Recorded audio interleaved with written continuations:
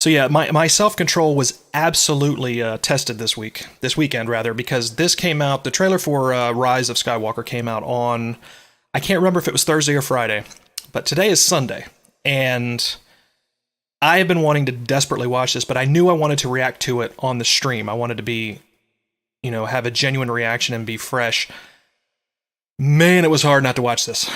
it was, it was, uh, it was rough.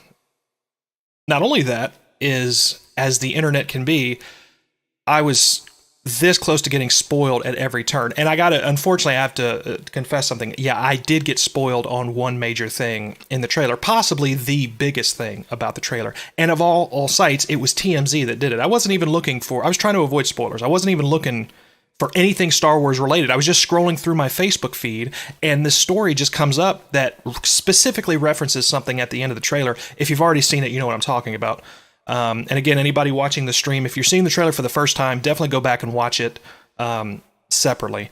But yeah, that really sucked, because I was like, man, had I been able to react to that genuinely on the stream, I would have lost it, because it's one of those things where I didn't see it coming 100%. And I will also tell you that there's something about this trailer that if it kind of comes true, if it's one of those things where I can see that it's going in the direction I think it's going in, I'm going to be kind of pissed. And we'll talk about that after the trailer loads. But yeah, it's one of those situations where I have a gut feeling about this trailer. And if I'm at all correct, it's not going to be a good day for yours truly. Well, it'll be a good day because it's Star Wars, but we'll talk about that in a second. So let's get this loaded up here. We'll take a look. All right, so let's check it out. Very excited. I cannot tell you how badly I wanted to watch this early, but we saved it here. Here we are. It's finally here. I'm watching it. Let's check it out. Keep fingers crossed. Nothing can be worse than Last Jedi. And I don't even think it was that bad, but don't let me down, Rise of Skywalker. Here we go. Heavy breathing. What's going on? That sounds like Rey. Breathing about. Here we go. Where's she at? So is she on Tatooine? Jakku? In a desert somewhere. She's waiting on somebody. She got Luke's talking to her. She's got Luke's saber back. Oh, here comes Kylo's TIE fighter. So is Luke talking to her as a Force ghost?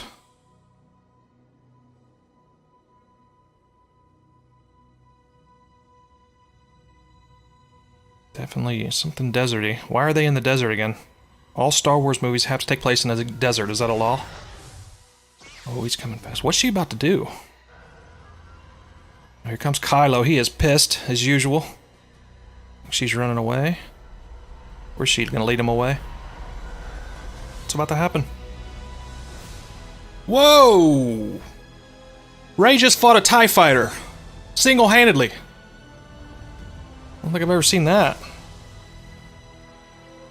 Kylo's fixing his mask. I love it. That's awesome. Lando? What's up, Lando? Back behind the stick of the Falcon. So what, he just got the Falcon back, like, by default? Because Han died? Is that how that works? I guess that's how ownership rights work in the Jedi Galaxy. We got a glimpse of of Leia there.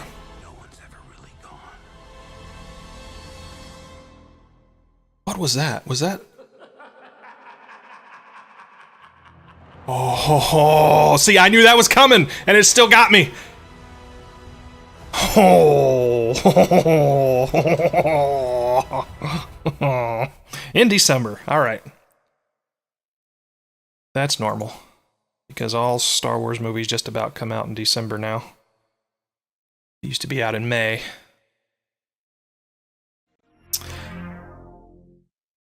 Okay, thoughts. Well, I'm excited for that. I'm going to go right to I'm going to address the elephant in the room immediately, which is Palpatine at the end. Yes, that was the thing that was spoiled. I had no idea Palpatine was in it, or even being considered to be in this film. I figured they were done with that. I didn't think they were going to go all the way back and bring, because I know they were bringing back some characters. I thought he was done. I didn't think there was any way that was going to happen. And then I read that spoiler that he was actually at the end. But seeing it is different, because I'll have to go back and watch that again, because it looks like there may be some references and some Easter eggs in there that I'm not familiar with just seeing it the first time. But am I right to assume that end scene, that big piece of like debris, that looked very Death Star-like? That looked like the laser from the Death Star. And then Palpatine's voice, they laughed. The laugh came in. Is that a piece of the Death Star and she's going to go like explore and maybe she uncovers? I don't know. How are they bringing him back? That's crazy. Is he even in the film? See, we're jumping to conclusions here. We assume Palpatine's in the film.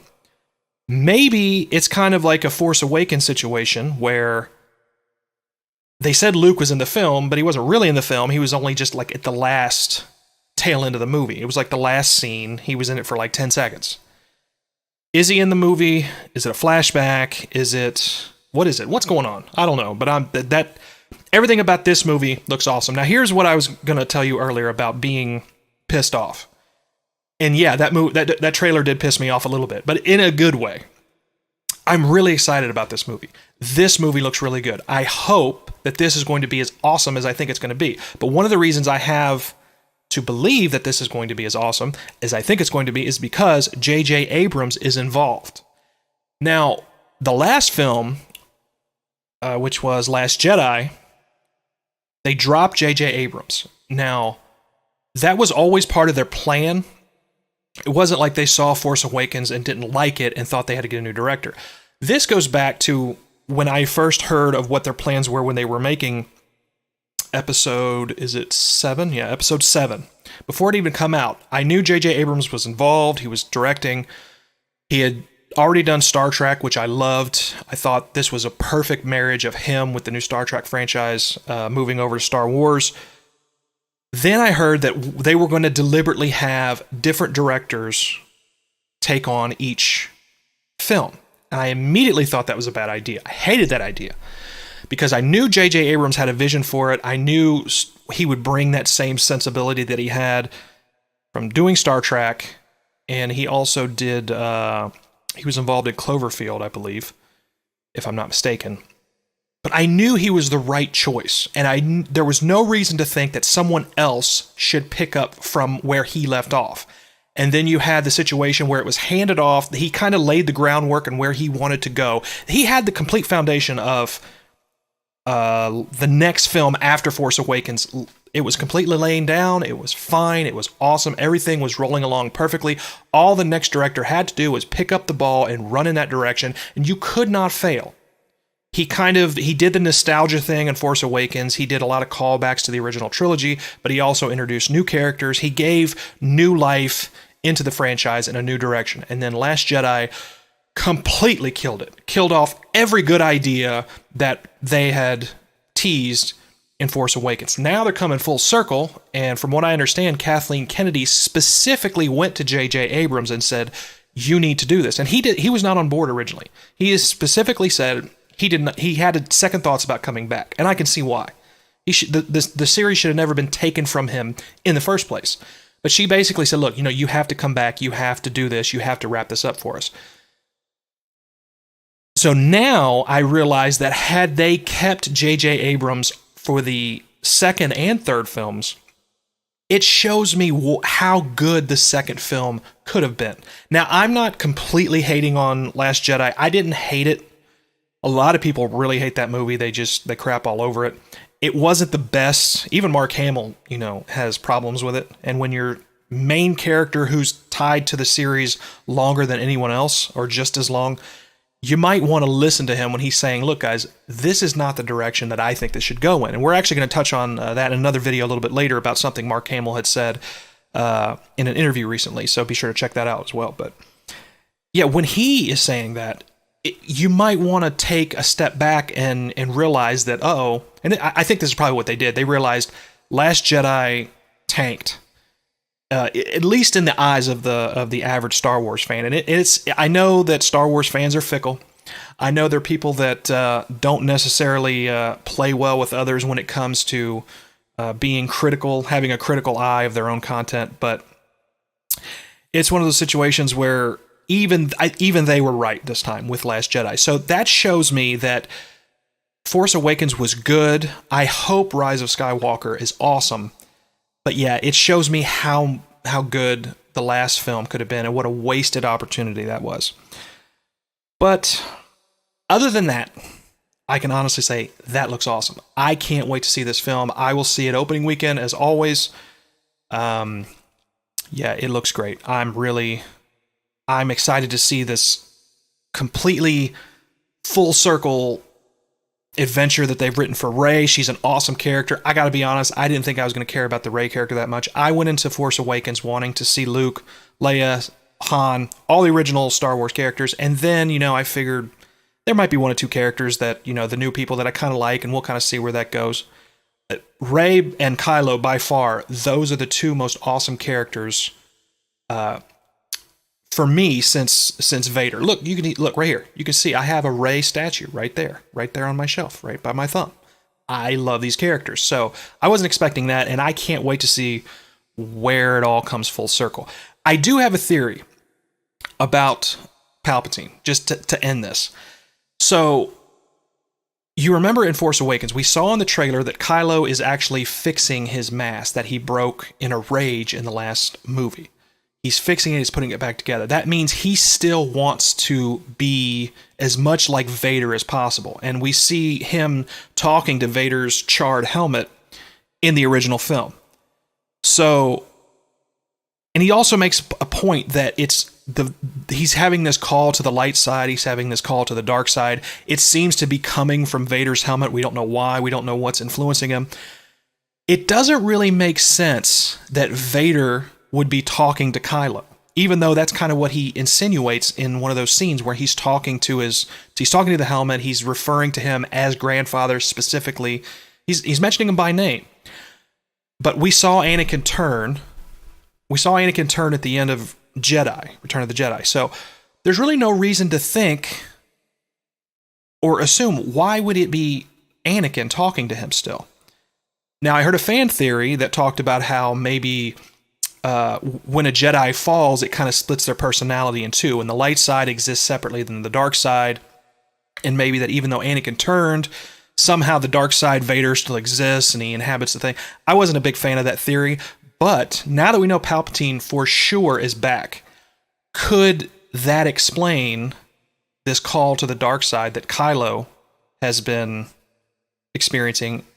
And again, essentially, he's kind of a Skywalker anyway, and it would make sense that if Palpatine was trying to somehow lure him to the dark side in order to bring himself back or something, I don't know. I don't know what's going to happen there exactly, but it kind of makes sense. Could that actually have been Palpatine calling to him from the dark side, and he just thinks it's Vader, and he's manipulating him just like he manipulated Anakin? I don't know. That's just my theory. I don't know if that's an original thought or not. Maybe that theory's already out there. Maybe that theory makes no sense and it's not going to go anywhere, but I can't wait. I can't wait to see how this wraps up. So it's going to be awesome. So looking forward to December. And that's just the teaser. That's not even the full trailer. Of course, we'll have a million trailers because that's how they do trailers now. They reveal way too much, and they'll release 1 to 2 official trailers, maybe 3, and then it'll be a bunch of TV spots that'll show a bunch more footage.